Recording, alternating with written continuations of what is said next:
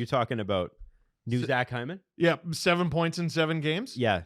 Pontus Holmberg has 7 points in 7 games. And for God's sake, that's the bar. Yep. Like, do we think Pontus Holmberg is the best left wing the Leafs have? No.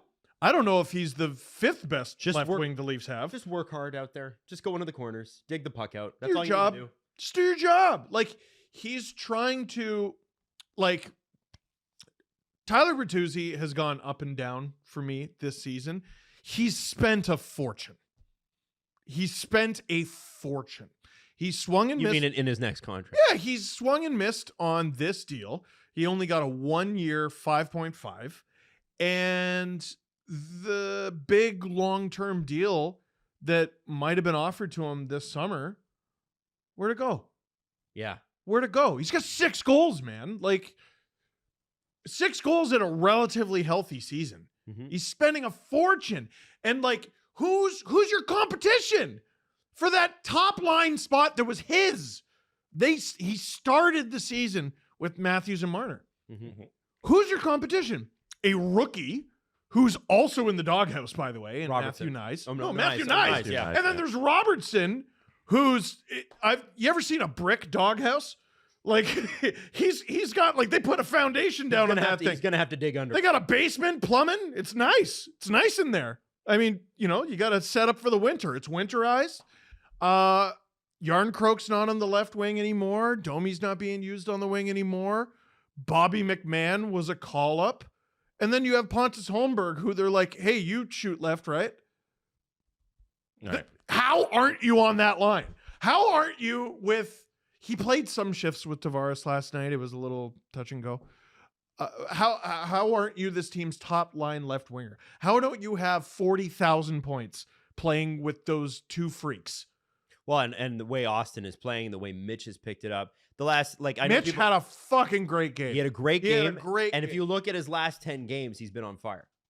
He's got crazy. His counting stats have been very good. Yeah. There's been some things with the Pontus Holmberg thing. The way Sheldon Keefe is setting up everybody with these lineups isn't how he plays them during the game. Because like Pontus Holmberg, anytime he's on the ice, he's with Matthews and Marner, right? Mm-hmm. But Matthews and Marner are always long shifting. So Pontus Holmberg last night had 11 minutes of ice time.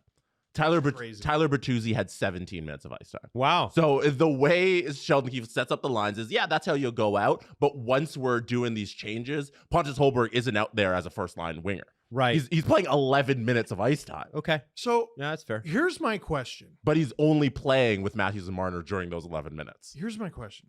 Do the players hate that? Yes, 100%. If you talk to any NHLer, what they like to do is show up to the rink. They don't have to look at the board because they know where they're playing. Yeah, like, no wonder you lead the league in too many men on the ice. It's been a while, which means th're going to get one tomorrow. It's been like 5 games. Yeah, I know. But, like, no wonder you get so many. Like, it looks like the fucking Zodiac Killer. Like, every time you look at the lines and what they're going to send out there.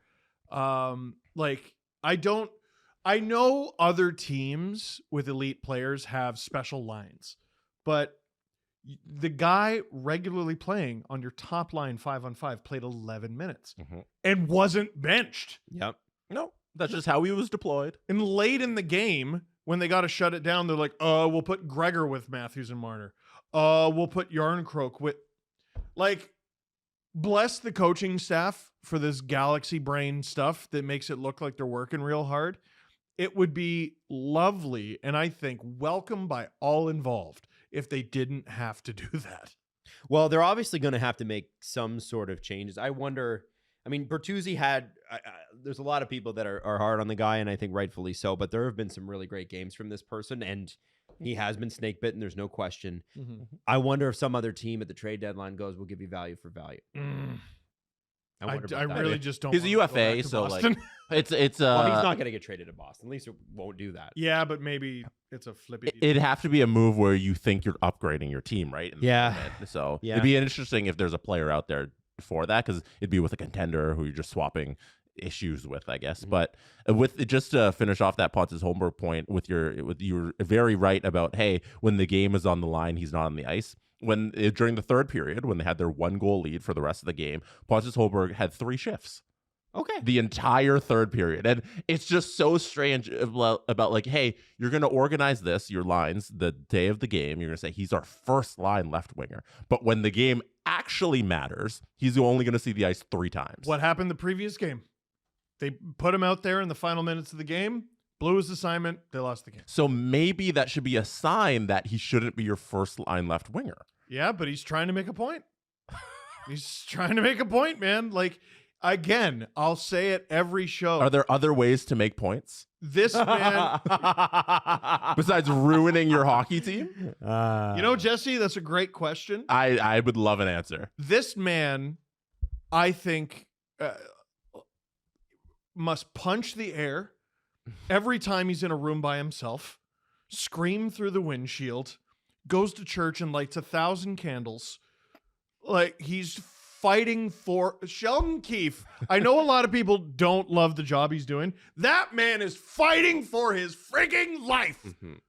Every time he steps behind that bench, he might as well go, Brad! Pontus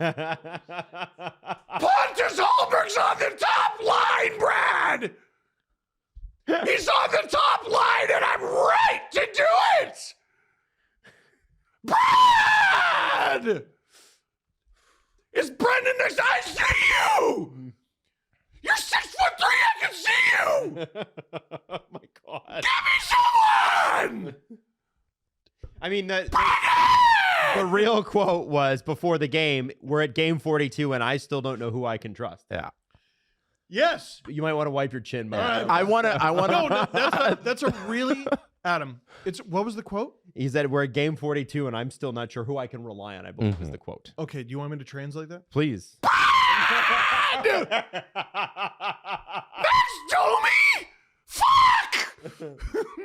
So, with that, it reminds me of a team that I love and I favor, the New York Rangers. And last season, Gerard Gallant, there's 82 games in a year. Gerard Gallant might have played 400 different line combinations. Oh. You know, against every game, every single moment, you never knew what line anybody was going to be on, and it messed up Lafreniere and that whole kids line, and everybody got sick of it. And what's the thing about Gerard Gallant? He's 2 years as a head coach, and then you got to kick him out because everybody gets sick of it. Yep. And that's one of the things that drive people crazy is how many different line combinations every single game. The lineup is completely different, and we're seeing the same thing out of Sheldon Keefe. And we've seen this before. Like, he loves doing. He did this last year in January. This is his January thing where he just messes up the lines, and every game it's different. And I wonder how long you can just keep doing this every single season. It's been so many years of this.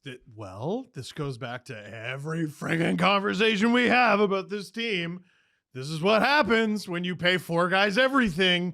And then, I mean, maybe Sheldon just rotates a bunch of randoms in there because that's what the rest of the roster is, a bunch of randoms. That's what it is, man. It sucks. Brad! He's screaming it from the rooftop. Yep. And like to say the new guys too. If I'm Brad, I'm going, watch your fucking mouth. Watch your words. Well, I think, what is Brad going to say to that? Like I said last episode, and again, they won last night. What does he have to point to that's a win? Brad Treliving? Okay. Simon Benoit? Remember earlier in the season, we were talking about what his best signing was, and we landed on Noah Gregor.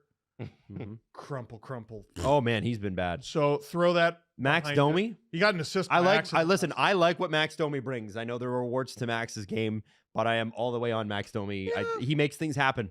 I'm good with that. He scored 70 points in this league. Yeah, and Max Domi had 2 breakaways last night. Yeah, no, I like Max. I think Max to me is the best one. Yes. Simon Benoit is the second best one, but Ryan Reeves. Woo. Oh, you missed a big one. Klingberg. Woo. You missed a big one. Their season would be cooked without him. Martin Jones. Great. You know what? That's the number one. I mean, it's gotta be. Yeah. Like, I've loved Benoit, and it's not like I'm saying Domi's been bad. I know Sheldon doesn't trust him in the slightest, but it's not like he's been bad. Their season would be absolutely cooked. They probably wouldn't be in a playoff. But is it a win to say that Martin Jones saved your season? Like, this is my point, is that even Martin Jones being your best signing is not a good look. Yeah. Martin Jones, Brad! And it's not that he could have accounted for Ilya Samsonov. It's because No other player on this roster has performed not just to expectation, like not above expectation. They haven't performed to expectation. No, like nothing. And that's where it gets frustrating because like last night, first period sucked, but at the end of the first period, what happens? Noah Gregor, you pick that crumpled piece of paper up, that causes a turnover. Well, causes a turnover, Steven. Yeah, causes 2 turnovers, one of his own doing. But he got it back. He got it back. And Mike Johnson was hilarious breaking that play down because he's like, he might have got benched. Well, because he didn't have a good play. But and then that happened. It's not sometimes that we fall. It's how we get up. Damn. Okay? Damn, bro. I stole that from the first Batman movie. Damn, that was good. With Christian Bale. All right. Shit. And so Noah Gregor was like, wow, thank you, Batman's dad. I'm going to pass it to the real Batman, which is Austin Matthews. Wow. So he comes in, he scores. There's 5 minutes left. And they go in, and it's not 2-0. It's 2-1. Mm-hmm. And that, for whatever reason, is enough. And Austin had an unbelievable second period. He did, and he's getting all the flowers today because of the hat trick. Mhm. I'm not trying to take those flowers away. Yes, you are. He's the best goal scorer in sports. Well, he's the best goal scorer in hockey, definitely. This sport. Yeah. Erling Haaland might be the best goal scorer in sports, but no, Austin Matthews is the best soccer player in the world. Yep. Like it's weird. It's weird having to justify saying you might be the 3rd best player in the world because that's an insult. He's definitely the best goal scorer in the world. Mm-hmm. But the guy I want to give some flowers to, because we've been giving him hell, and I think he's deserved it. But he hustled his ass off in this game, and on top of the hustle, he made some elite plays. Mitch Marner. Yeah, he's been great. He was fucking great, and I don't remember if he was the one who got Matthews the pass for the second, but the give and go with him and Willie. Crazy how that pass making it through. I don't know how that got it. That was like NHL 15. Neither of those passes should have gone through. No. The Marner to Willie and Willie to Marner. Oh, that was sick. That was friggin' sick. And then the 4th goal is Dan Vladar's not very good.